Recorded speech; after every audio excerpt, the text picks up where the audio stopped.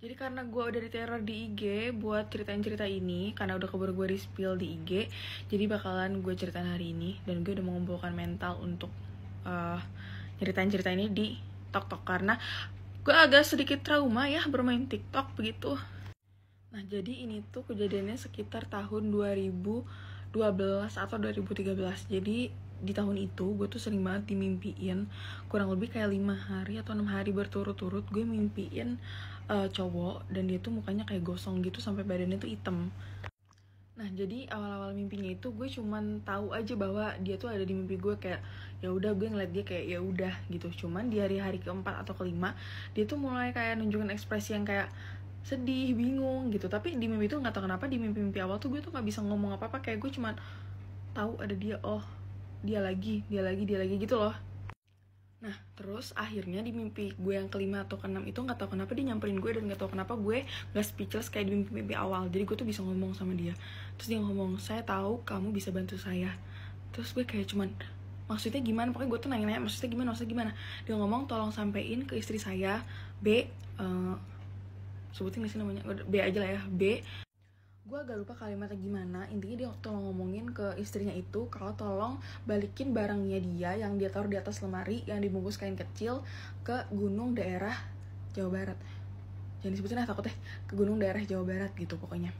Nah jadi mimpi yang gue inget itu cuma sampai situ doang. Gak tahu habis itu mimpi gue berakhir atau mimpi gue ganti kelipan yang lain. Pokoknya gue inget cuma sampai situ doang. Pokoknya pas gue bangun, gue gak ngerasa itu suatu hal yang gimana-gimana. Gue cuma ngerasa ya cuma mimpi aja. Mungkin otak gue tuh kebawa sama situasi horor yang terjadi di rumah gue gitu kan. Itu kan 2012 2013 tuh udah mulai tuh situasi-situasi barang-barang hilang dan segala macem. Gue jadi mikirnya, oh ya udah ini mungkin otak gue tuh kebawa sama situasi ini, jadi mimpi gue tuh ikutan horor. Jadi gue nggak ngerasa itu sesuatu yang gue mimpi, ya udah gitu, gue lupain aja lah mimpinya. Ya udah toh habis hari itu gue nggak pernah mimpin si orang itu lagi. Jadi oh ya benar ya cuma mimpi aja.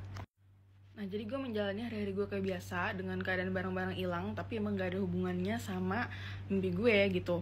Nah tapi nggak tahu kenapa emang semenjak itu gue sering nyium bau gosong. Tapi gue ngerasa karena di belakang rumah gue tuh kan ada kebun dulu. Nah kebun itu tuh emang orangnya tuh suka bakar sampah gitu. Jadi gue kayak ngerasanya ya udah paling bau-bau bakaran itu. Jadi gue nggak ngerasa itu kayak gue sambung-sambungin gitu, karena gue tuh dulu orangnya kayak udah gue tuh menolak kejadian ini gitu. Gue nggak mau ada kejadian horor, jadi gue nggak mau nyambungin sesuatu sama hal yang horor gitu.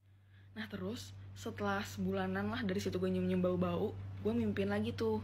Dia cuma diem, tiba-tiba ngedeket ke muka gue, terus dia ngomong sampaikan. Nah terus semenjak dimimpin sampaikan tadi, gue jadi kayak apa gue ceritain aja ya ke orang rumah. Akhirnya gue bercerita lah nih ke orang rumah mimpi gue yang sebelumnya dan mimpi gue yang tadi malam. Ternyata jadi ini tuh kejadiannya sebelum gue lahir, jadi tahun 19-an gitu. Di rumah itu pernah, jadi di rumah itu tuh pernah ada kejadian. Jadi dulu itu ceritanya mau bikin sumur air gitu. Pokoknya itu tuh harus dibor. Nah disitu ada 3 orang pekerja, dan salah satu pekerjanya itu kesetrum pas lagi ngebor si sumur itu. Sampai di tahun itu tuh beritanya sampai masuk koran menurut orang rumah gue. Dan ternyata ini video udah panjang, jadi kita singkat cerita aja. Jadi singkat cerita, karena kita kan nggak ngerti di mana istrinya dan segala macam, kita nggak kenal.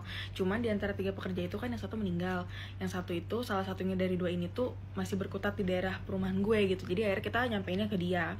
Nah terus pas kita lagi nyeritain ke dia tuh cerita. Jadi sebulanan lah sebelum kejadian kesetrum itu, salah satu teman mereka, kayak lingkupnya mereka itu sempet ngasih sesuatu ke almarhum ini. Katanya sih untuk kayak biar kerjanya nggak capek, nggak gampang capek gitu.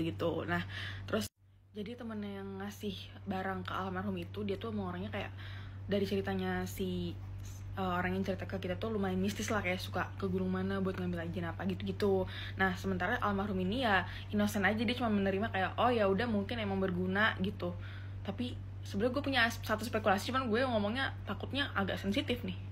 Ya mungkin ini spekulasi gue nih, mungkin karena si ajiannya itu belum dibalikin ke tempatnya atau kayak gimana, jadi mungkin dia belum bisa balik ke alamnya yang seharusnya gitu. Cuman kalau kata si temannya ini, kayak dia punya spekulasi juga, apa mungkin karena si ajiannya ini nggak dirawat dengan betul, jadi ngebikin dia malah jadi kayak kecelakaan kerja gitu. Tapi nggak tahu, itu baru spekulasi aja.